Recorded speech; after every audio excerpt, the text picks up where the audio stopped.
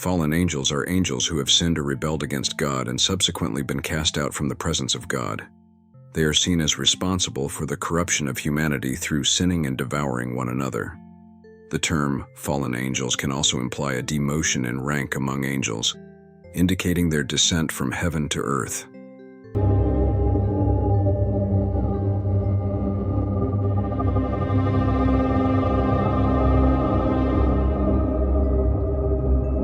In the Book of Enoch, angels appear as watchers and were originally tasked by God to oversee and supervise humanity. However, over time, they developed lust for the beautiful and alluring daughters of men, descending to Mount Hermon to engage in relations with them. This account in the Book of Enoch corresponds to the Genesis creation narrative, which mentions that as mankind began to multiply on the earth, divine beings saw the daughters of men and found them attractive, taking them as wives. The leaders among the angels who committed this sin, particularly the leader of the Watchers named Semyaza, and also known as Azazel or Azazil, were initially strengthened by God but became rebellious. Azazel is directly blamed for the corruption of the earth and is burdened with all sins. The Book of Enoch states, Azazel corrupted and defiled the earth with his deeds, and therefore all sins were laid upon him. Similarly, in Jewish tradition, Azazel is used interchangeably as the scapegoat or the fallen angel or demon. During the Day of Atonement, the high priest would confess the sins of the people and symbolically transfer them onto a goat, which would then be cast off a cliff, symbolizing atonement and forgiveness. Thus, the scapegoat is symbolically associated with Azazel or Satan. Goats, lambs, and rams are generally symbols across various religions and mythologies representing an intermediary for atonement and forgiveness of sins. Let's continue with the topic of fallen angels. In the Slavic version of the Book of Enoch, found in a Russian monastery, the leader of these angels is named Samael. This name, meaning the power of God, has undergone a transformation after the rebellion of the Watchers. The symbol of the hand representing God's power, El, has been lifted, and Satan, meaning adversary or apostate, has been derived from it. According to the Book of Enoch, these angels established many kingdoms on earth after their rebellion. Their offspring, with the human daughters they chose as mates, the Nephilim, were a race more advanced than regular humans, being half angel and half human. Described as giants of 135 meters in the Book of Enoch, the Nephilim were portrayed as more intelligent and technologically advanced than ordinary humans. It is worth noting that even today we often describe historical figures who achieved great feats as great minds or giants of thought.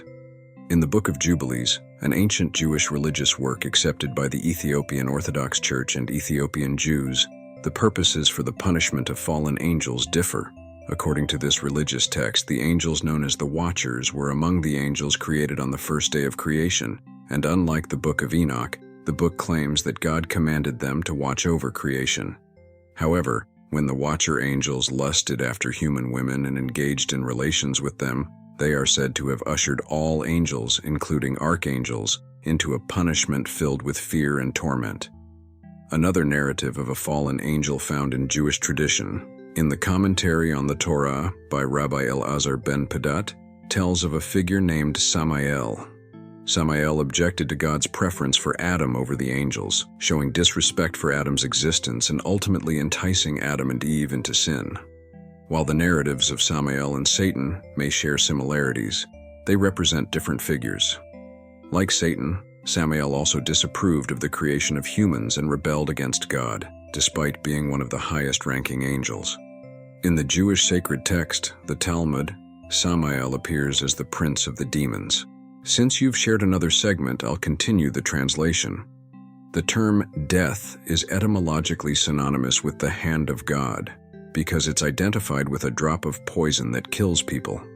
In the Bible, in 2 Peter, it is mentioned that God will forgive the fallen angels who have sinned, casting them into Tartarus until the day of judgment.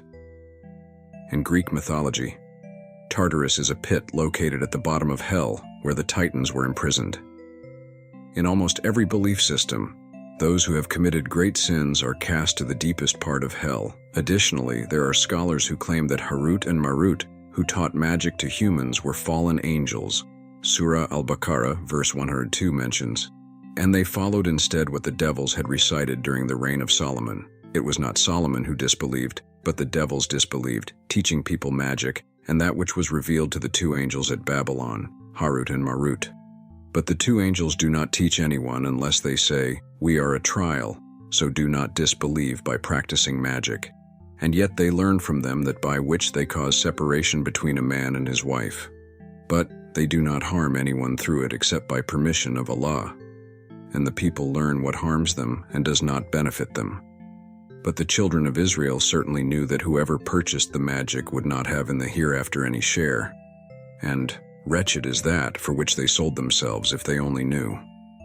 In general, the concept of fallen angels represents angels who have experienced a moral decline by rebelling against divine authority. It symbolizes humanity's inner struggle, pride, rebellion, and fall. Thank you for watching the video.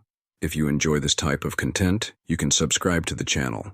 Sharing the videos with your friends and family can help spread awareness to more people.